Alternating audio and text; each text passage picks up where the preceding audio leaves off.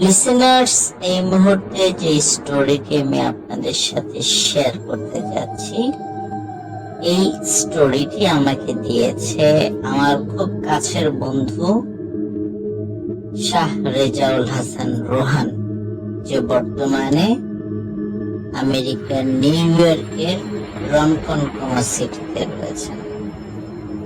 রোহানের যেই ঘটনাটি আমি এখন আপনাদেরকে বলতে যাচ্ছি,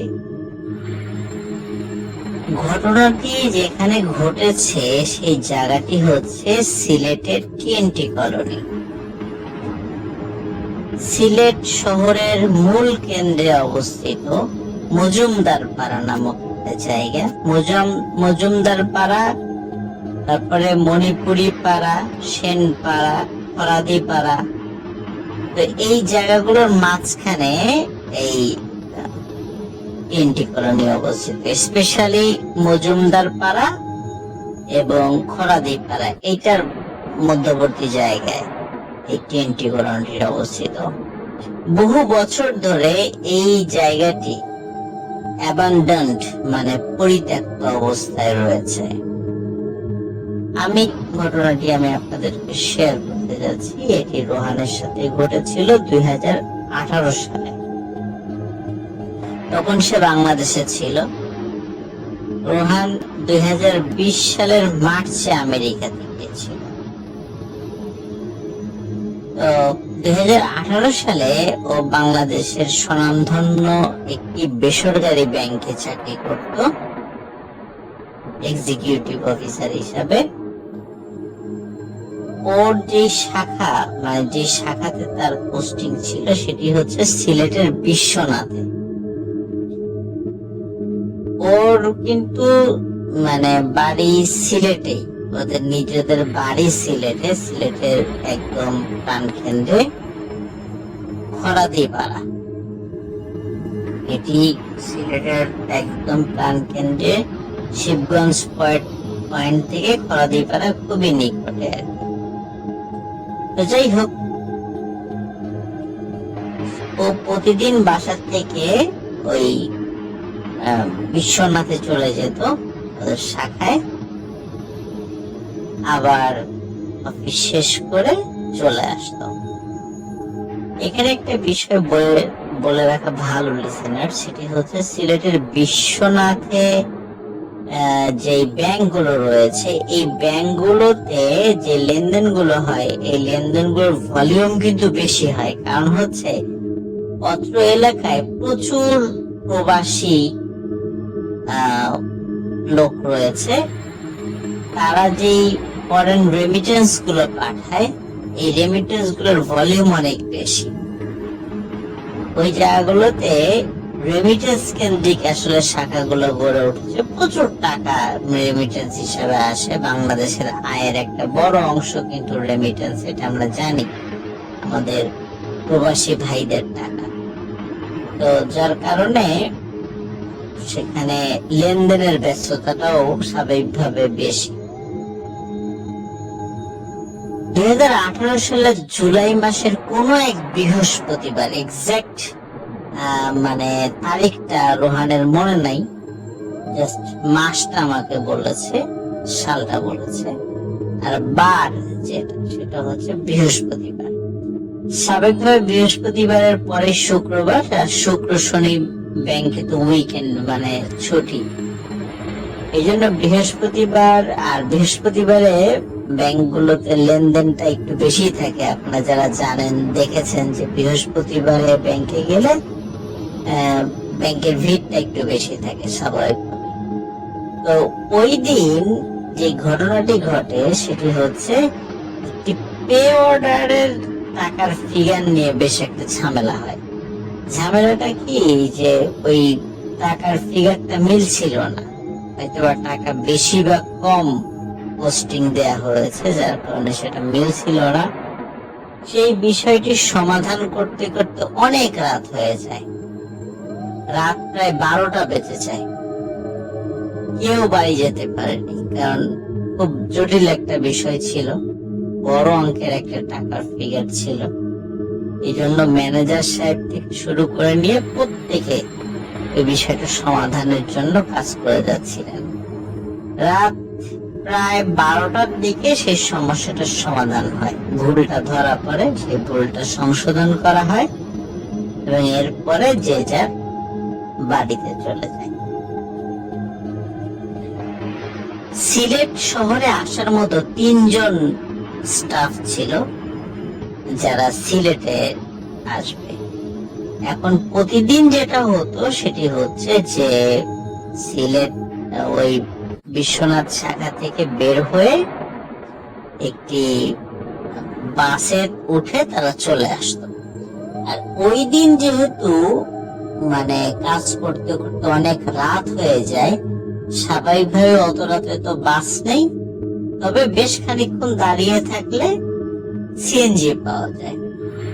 তখন সিএনজি রিজার্ভ নিয়ে আসতে হয় শহরে।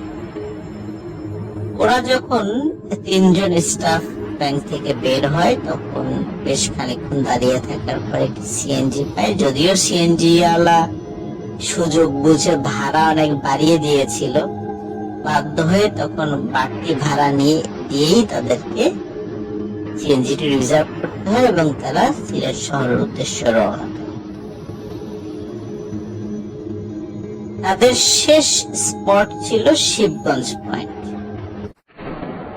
শিবগঞ্জ পয়েন্টে যখন রোহান এসে নামে তখন তার আগেই কিন্তু আরো 2 জন তার কলিগ নেমে গিয়েছিল, কারণ তাদের আসার পথে বিভিন্ন জায়গায় তাদের স্টপেজ ছিল বা যেই জায়গাতে নামলে তাদের বাড়িটা কাছে হয়, এই জন্য তারা নেমে গিয়েছিল। শেষ পর্যন্ত শিবগঞ্জ পয়েন্টে এসে থেমে যায়।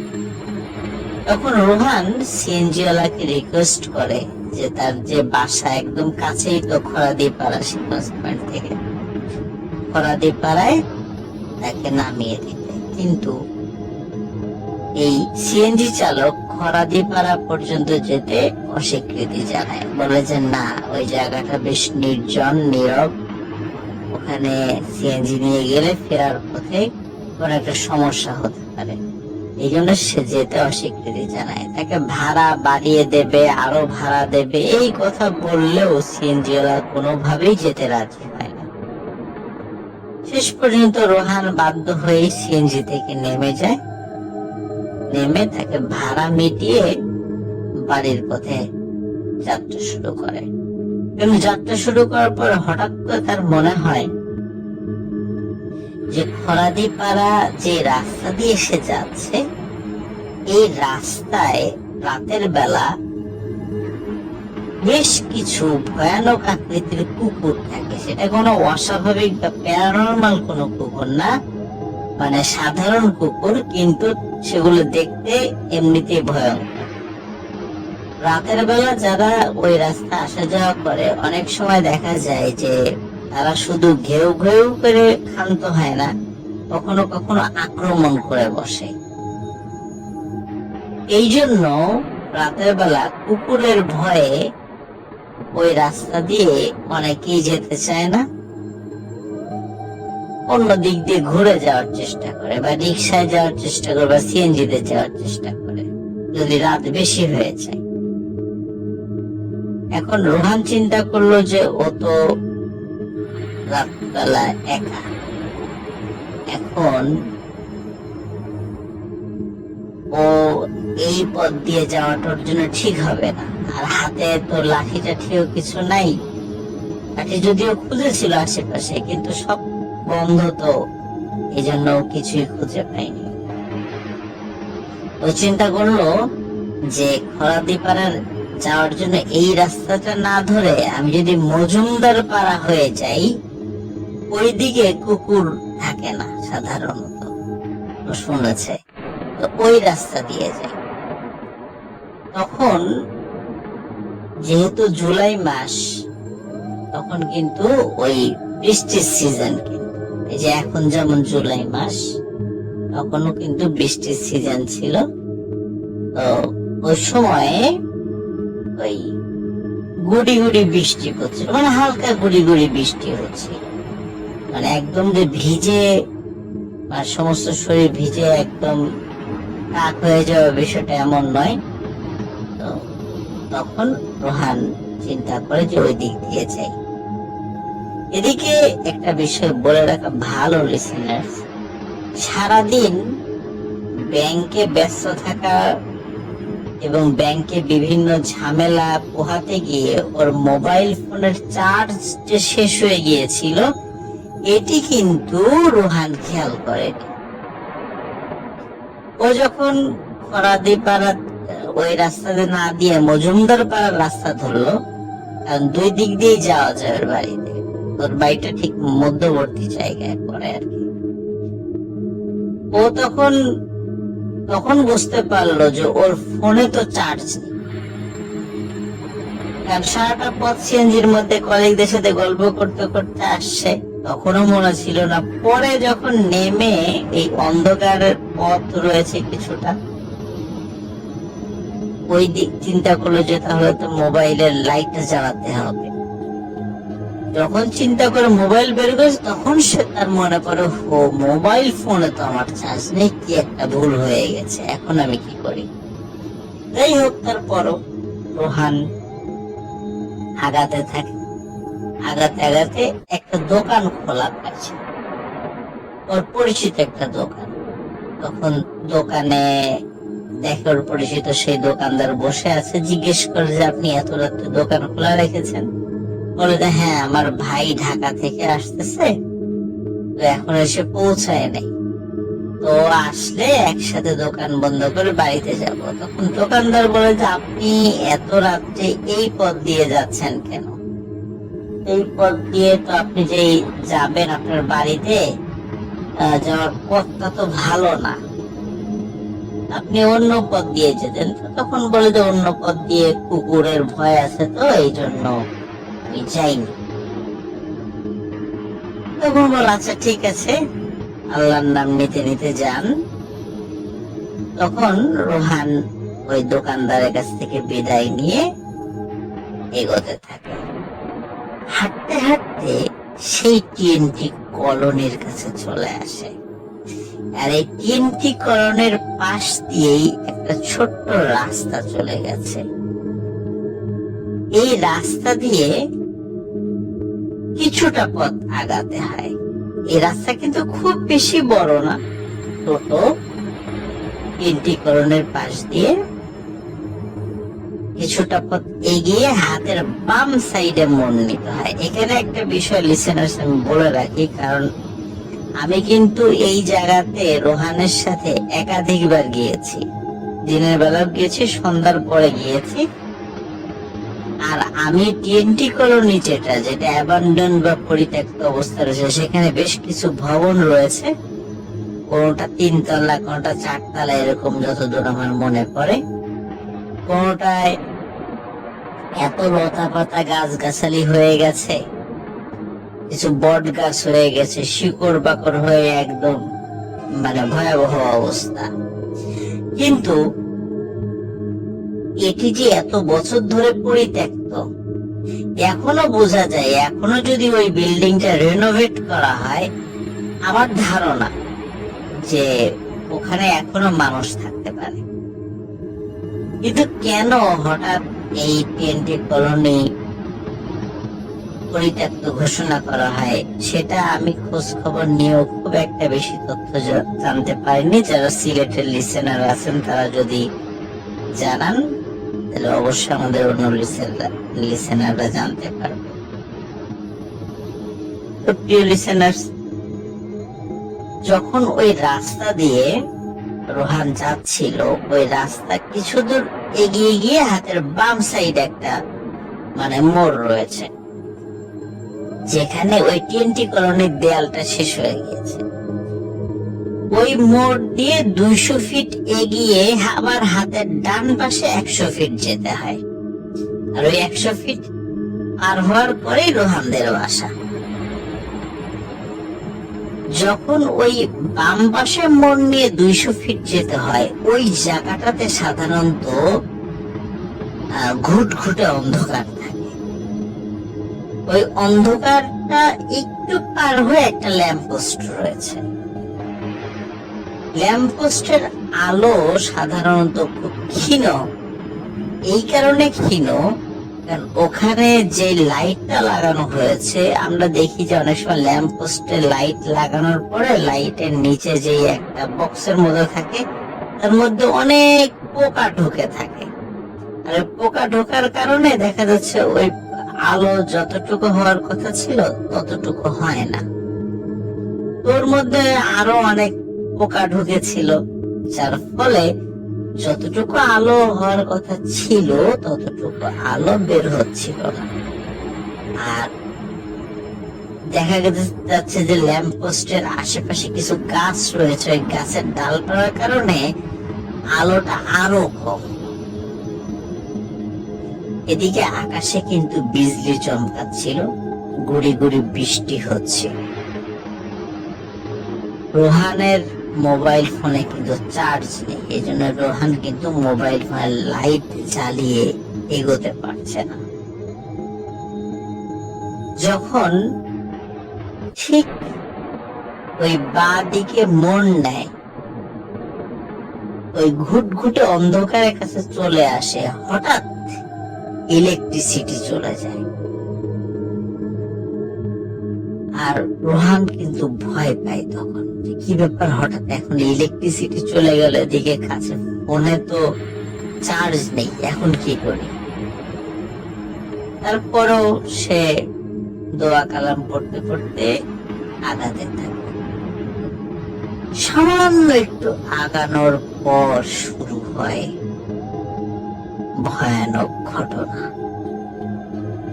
রোহান ফিল করে পেছন থেকে গড় গড় গড় গড় আওয়াজ আসছে। শুরুতে ও ভেবেছিল এটা হয়তো তার মনের ভুল, এই চিন্তা করে সে আরো 1-2 কদম পা বাড়িয়েছে। তখন সে ফিল করে পেছনে ওই গড় গড় আওয়াজটি আরো প্রকট হচ্ছে, আরো ভয়ানক হচ্ছে।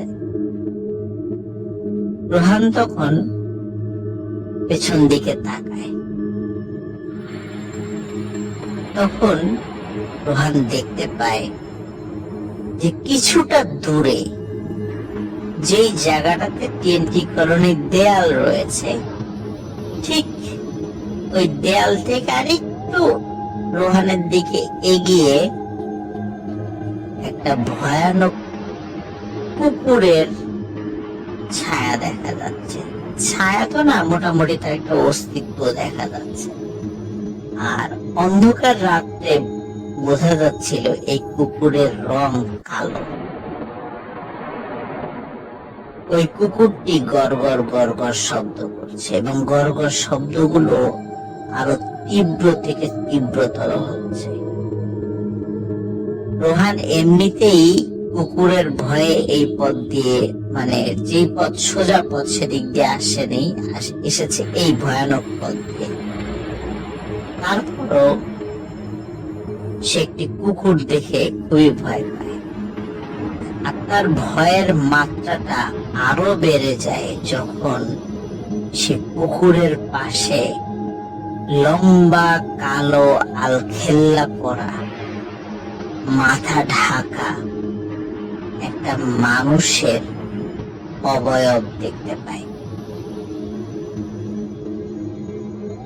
রোহান খেয়াল করে ওই কুকুরের পাশে এরকম একটা অবয়ব দাঁড়িয়ে আছে, বেশ লম্বা, প্রায় 10 থেকে 12 ফুট হবে। স্বাভাবিক মানুষ এত লম্বা হয় না।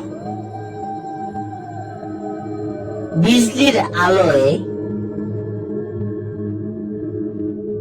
রোহান স্পষ্ট ভাবে বুঝতে পারে ওই মানুষটির হাতে কিছু একটা পেঁচানো রয়েছে।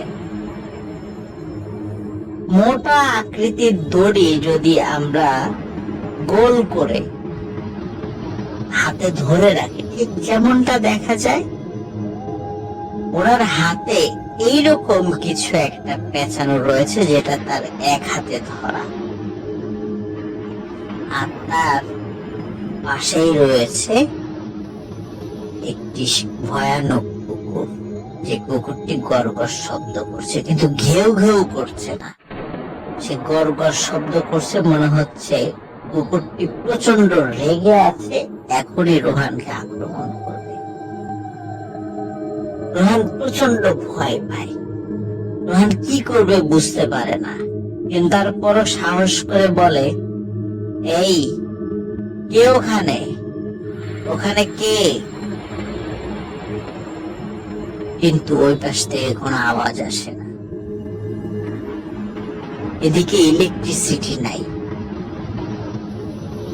রোহান স্পষ্ট ভাবে বুঝতে পারে কুকুর এবং ওই মানুষের মতো অবয়বটি আস্তে আস্তে তার কাছে চলে আসছে। রাত তখন প্রায় 2টো বাজে। আশেপাশে পিনপতন নীরবতা, শুধু ওই গুড়ি গুড়ি বৃষ্টি যে মাটিতে পড়ছে, মনে হচ্ছে সেই বৃষ্টির শব্দটিও রোহানের কানে ভেসে আসছে। যে বৃষ্টির ফোঁটাটা মাটিতে পড়ছে, তাহলে এতটা নিস্তব্ধ ছিল চারপাশ। তাকে সাহায্য করার মতো কেউ ছিল না একমাত্র আল্লাহ ছাড়া। রোহান তখন চিন্তা করে যে আমার আর উপায় নেই, আজকে আমি শেষ, এই পথ দিয়ে কেন আসলাম। তারপরও রোহান সাহস করে দোয়া পড়তে থাকে, আয়াতুল কুরসি পড়তে থাকে। হঠাৎ একটা ঘটনা ঘটে। সৌভাগ্যক্রমে আবার ইলেকট্রিসিটি চলে আসে, কিন্তু ওই ল্যাম্প পোস্টের লাইট কিন্তু জ্বলছে, কিন্তু সেই লাইটের যে আলোকছটা, এটি কিন্তু খুব বেশি বিচ্ছুরিত হতে পারছে না বিভিন্ন কারণে। অদ্ভুত একটা ব্যাপার রোহান লক্ষ্য করে, যখনই ইলেকট্রিসিটি চলে এসেছে এবং এই লাইটের আলো যতটুকু যাচ্ছে, ওই মানুষ রূপী ওই অবয়বটি এবং ওই ভয়ানক কুকুরটি, সেটি রোহানের কাছে আসতে পারছে না। মানে আলোর যেখানে আবছা আবছা আলো সেখানে দাঁড়িয়ে আছে, কিন্তু মূল আলোর দিকে এই দুটি অবয়ব আসতে পারছে না।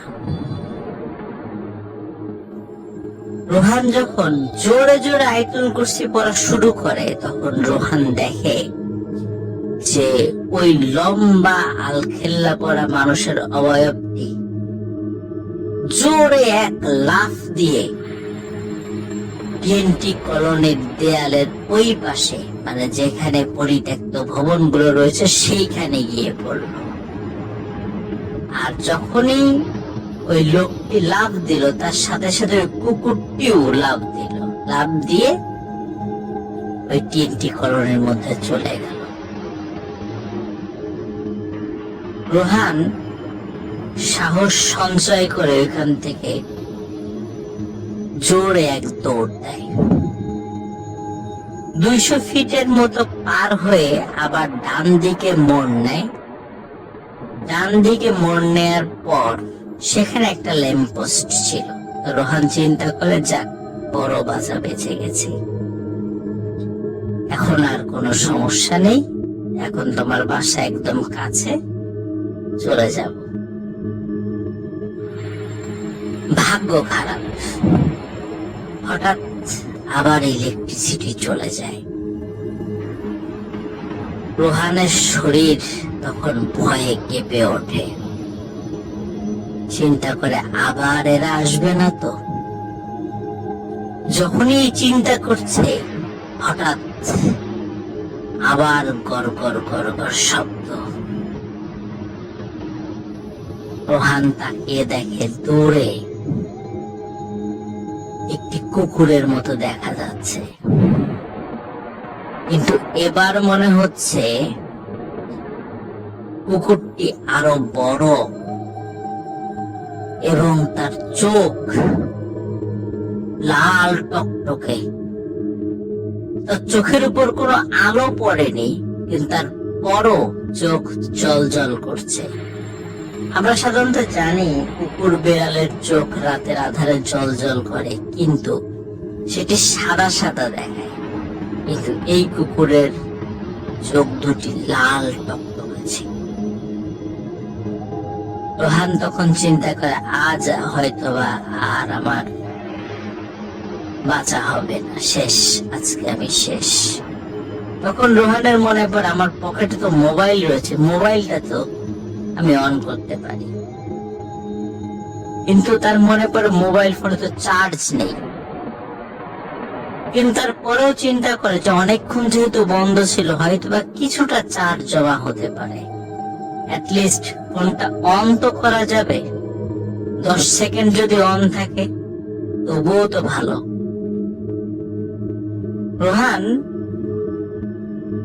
মোবাইলের পাওয়ার বাটনে প্রেস করে।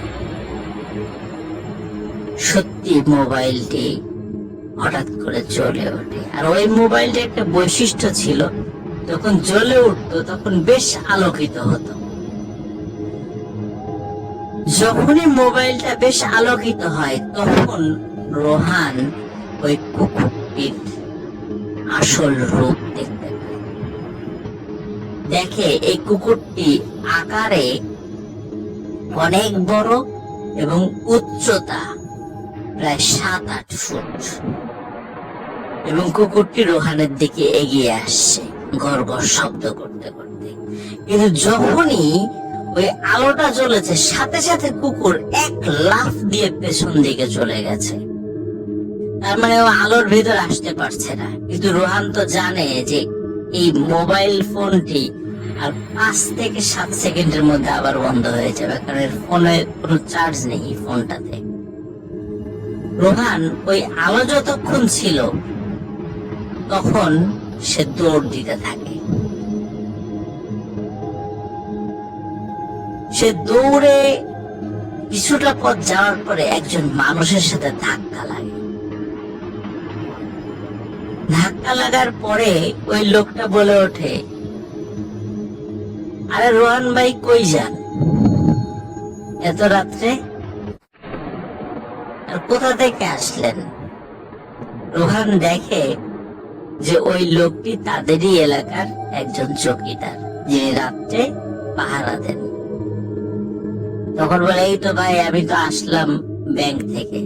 বলে, তাহলে এই পথ দিয়ে আসলেন কেন? আপনি জানেন না যে রাত 10টার পরে এই পথ দিয়ে সাধারণত মানুষজন হাঁটে না? বলে, হ্যাঁ জানি, আমি তো কুকুরের ভয়ে ওই দিক দিয়ে আসছি। তখন বলে যে, আচ্ছা ঠিক আছে, বাড়িতে যান।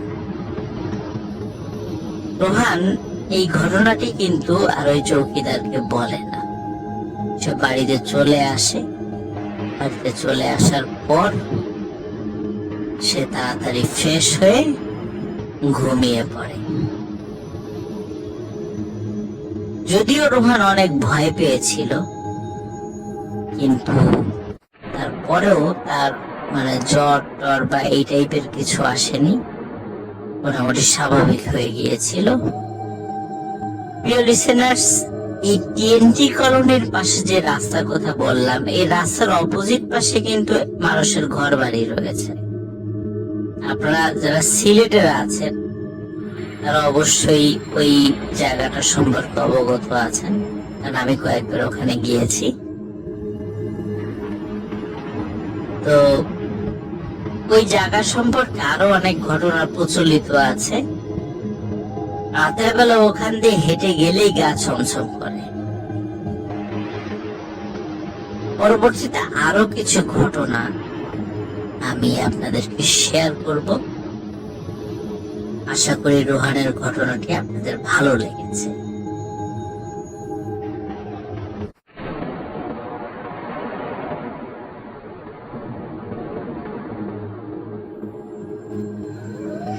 প্রিয় লিসেনার্স, আশা করি আমাদের ঘটনা আপনাদের ভালো লেগেছে।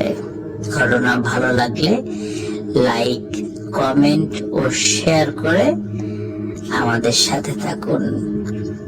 পরবর্তী ঘটনা শোনার আমন্ত্রণ জানিয়ে আজকের মতো এখানে বিদায় নিচ্ছি। আসসালামু আলাইকুম।